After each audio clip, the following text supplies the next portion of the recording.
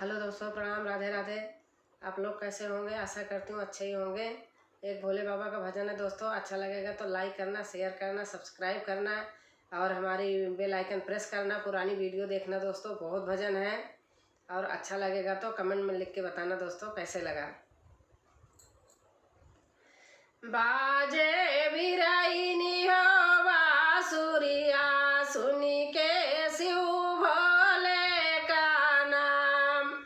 बाजे बिराइनी हो बांसुरिया, सुनी के शिव भोले का नाम। बाजे बिराइनी हो बांसुरिया, सुनी के शिव भोले का नाम।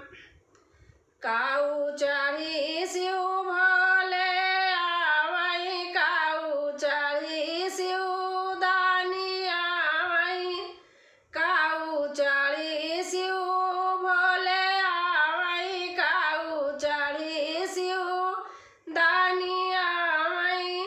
काऊ चढ़े भगवान बाजे बिराइनी हो बांसुरिया, सुनी के बाजे बिराइनी हो बांसुरिया, सुनी के शिव भोले का नाम। बैल चढ़ी शिव भोले आवई, बैल चढ़ी शिव दानी आवई। बैल चढ़ी शिव भोले आवई, बैल चढ़ी शिव दानी आवई। रथ चढ़े भगवान बाजे बिराइनी हो बांसुरिया, सुनी के शिव भोले का नाम। बाजे बिराइनी हो बांसुरिया, सुनी के शिव भोले का नाम।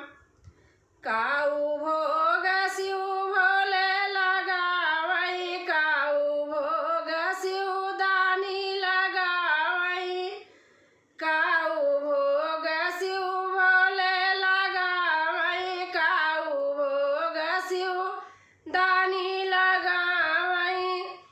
काऊ भोग भगवान बाजे बिराइनी हो बांसुरिया, सुनी के शिव भोले का नाम।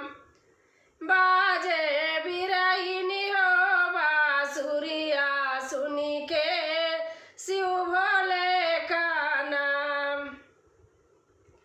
लड्डू भोग शिव भोले लगावई, लड्डू भोग शिव दानी लगावई। लड्डू भोग शिव भोले लगावई, लड्डू भोग शिव दानी लगावई। दूध दही भगवान बाजे बिराइनी हो बांसुरिया, सुनी के शिव